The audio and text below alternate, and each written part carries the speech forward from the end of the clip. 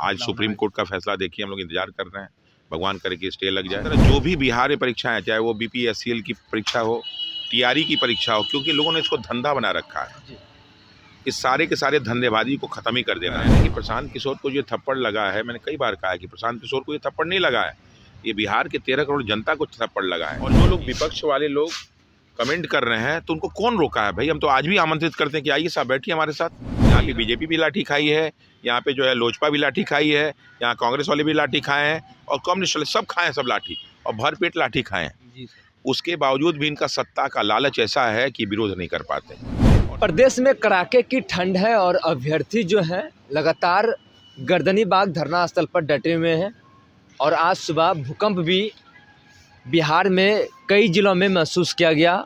हमारे साथ रेमांशु सर हैं, कई अभ्यर्थी भी हैं।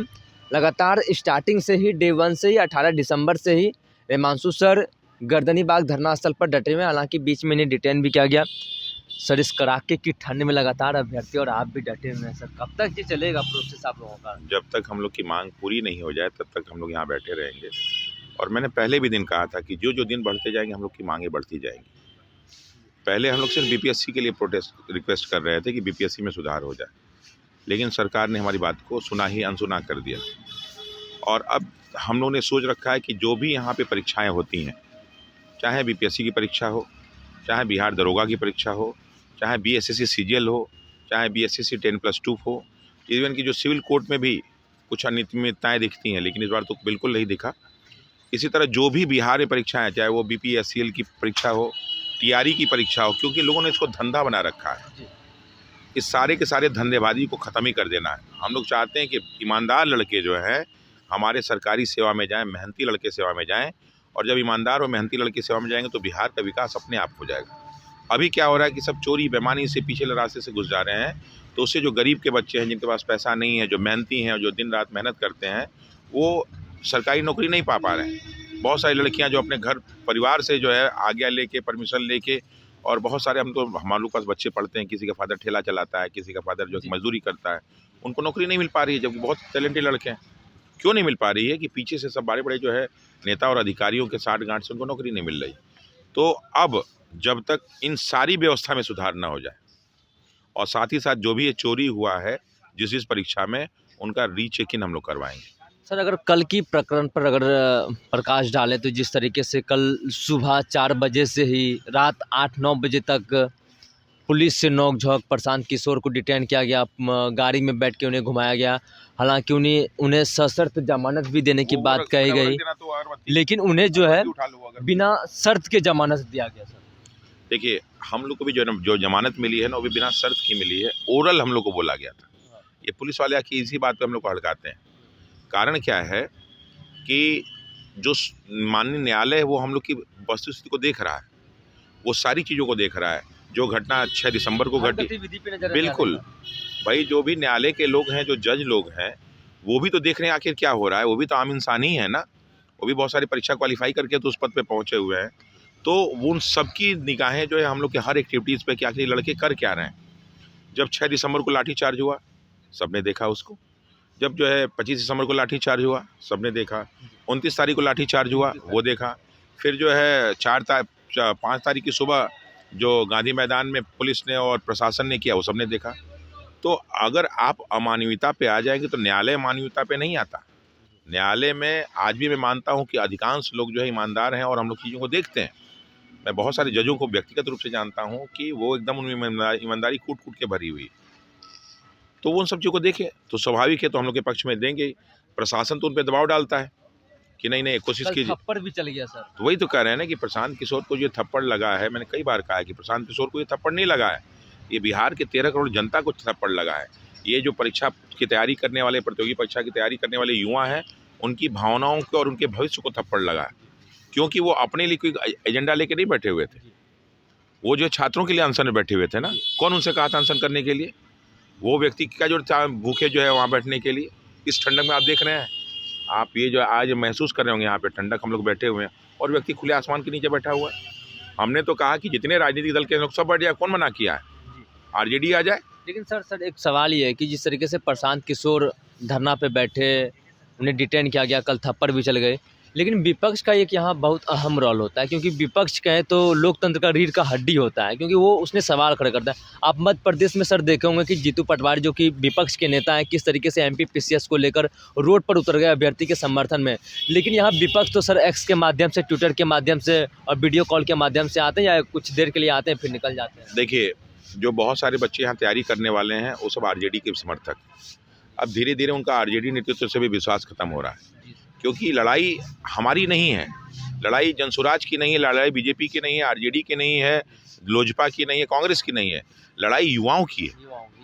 इस जो ठंडक में बैठे हुए हमारे आसपास लड़के, ये सब युवा हैं जिनकी जो अभी ईमानदार हैं, जो अभ्यर्थी जो है उसकी मांग कर रहे हैं। तो क्या उन पार्टी के लोगों को नहीं आना चाहिए? अगर जनसुराज के लोग बैठ गए तो अभी बैठिए। कितने लोग आके बैठे? हम लोग लाठी खाए तो कितने लोग जो है थाने में हम लोग के समर्थन में गए।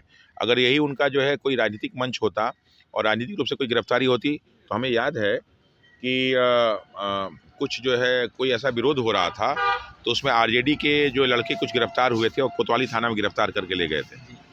विधानसभा में कुछ घेराव वगैरह हुआ था, तो सारे के सारे आरजेडी के नेता तुरंत जो है कोतवाली पहुंच गए उनको छुड़ाने के लिए। क्यों? उनके राजनीतिक कार्यकर्ता थे। ये आपको राजनीतिक कार्यकर्ता नहीं दिख रहे हैं? इस ठंड में हम लोग मरे जा रहे हैं, इतनी अव्यवस्था के बीच में हम लोग रह रहे हैं, कोई आके सुध लिया? शुरुआत में लोग सोचे करें चलो ठीक है, तो हम लोग तो सबसे आग्रह करते हैं सब आइए। और जो लोग विपक्ष वाले लोग कमेंट कर रहे हैं तो उनको कौन रोका है भाई? हम तो आज भी आमंत्रित करते हैं कि आइए साहब, बैठिए हमारे साथ, आइए रात भर रुकिए। सर एक सवाल ये है कि अब जो आंदोलन जो है ये मतलब आंदोलन तो 18 तारीख से ही चल रहा है, मतलब अब प्रशांत किशोर भी यहाँ पे ही आएंगे लगातार, यहाँ से आगे की ओर आप लोग बढ़ेंगे? देखिए, आंदोलन ये सत्याग्रह है। देखिए, ये हमारे छात्रों का है और प्रशांत किशोर जी जनसुराज की तरफ से हम लोग की फाइट कर रहे हैं। हमने कहा सबसे कि आप जहाँ जहाँ पे हो सकते हैं आप कीजिए, किसी को हम लोगों ने मना नहीं किया है। उन्होंने इसको इनिशिएट लिया और वो वहाँ तक गए। अब ये निर्णय तो उनकी पार्टी और उनके लोग लेंगे ना, हम तो उनको प्रेशराइज नहीं कर सकते ना, वो हमें प्रेशराइज करते हैं किसी चीज़ के लिए, ना हम उनसे कर सकते हैं। हम तो समर्थन की बात करते हैं, हम आपको समर्थन करेंगे अगर आप हमारी बातों को मानेंगे, और आप हमें समर्थन कीजिए क्योंकि हम लोग युवाओं की बात कर रहे हैं।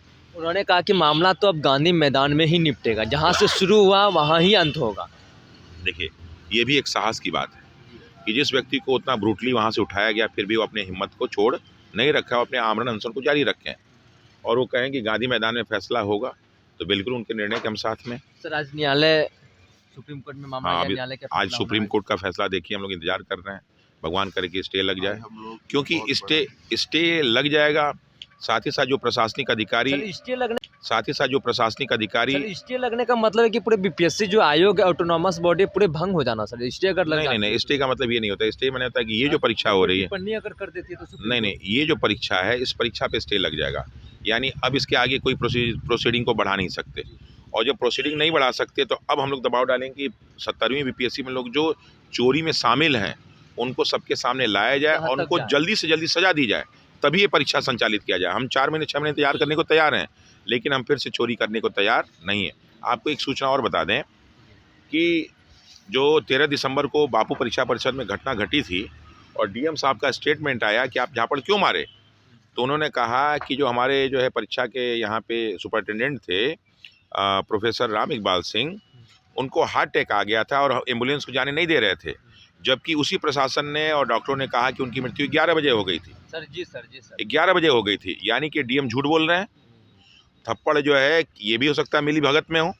साथ ही साथ अगर 11 बजे एक व्यक्ति, और जो है हम लोग पोस्टमार्टम रिपोर्ट को देखें तो पोस्टमार्टम रिपोर्ट में कहा गया है कि इस व्यक्ति के शरीर के अंदर इतनी ब्लीडिंग है कि ये संशय लगता है कि जो है ये हार्ट अटैक से मरे हैं।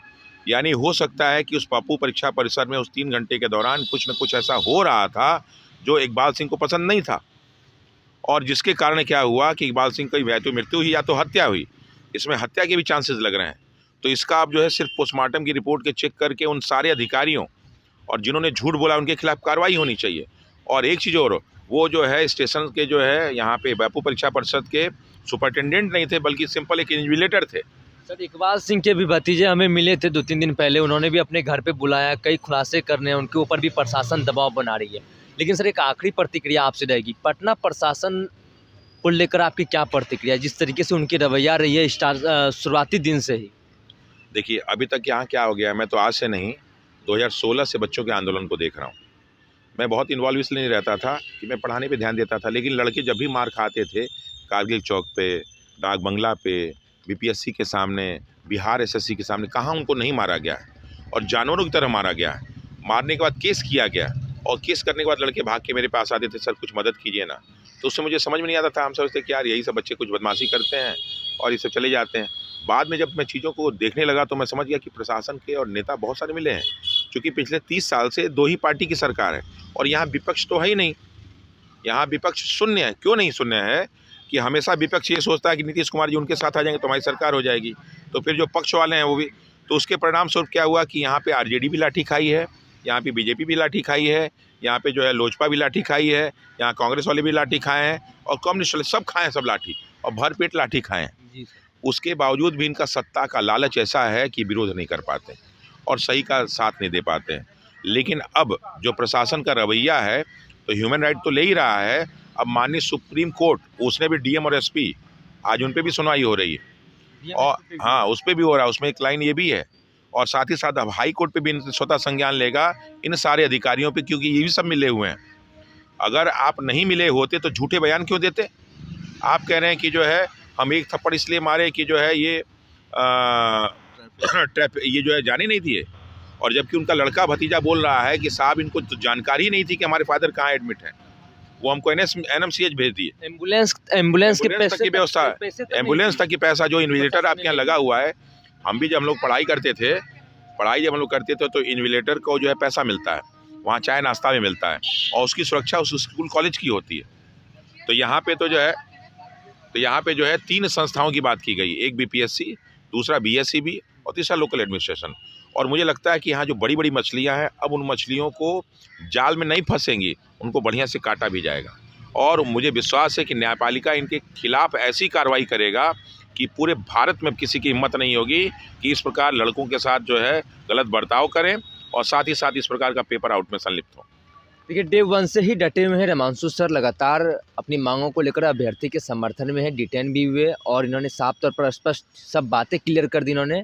और आज जो है न्यायालय का फैसला आना है, न्यायालय पे पूर्णतः विश्वास है और पटना प्रशासन के भी ऊपर फैसला आना है। तमाम बातें रेमांशु सर कह रहे थे बीपीएससी अभ्यर्थी के समर्थन में, लेकिन इन लोगों का एक ही मांग है, पुनः परीक्षा 17वीं बीपीएससी को लेकर। बने रहिए फर्स्ट बार झारखंड के साथ, मैं सदन सिंह, पटना।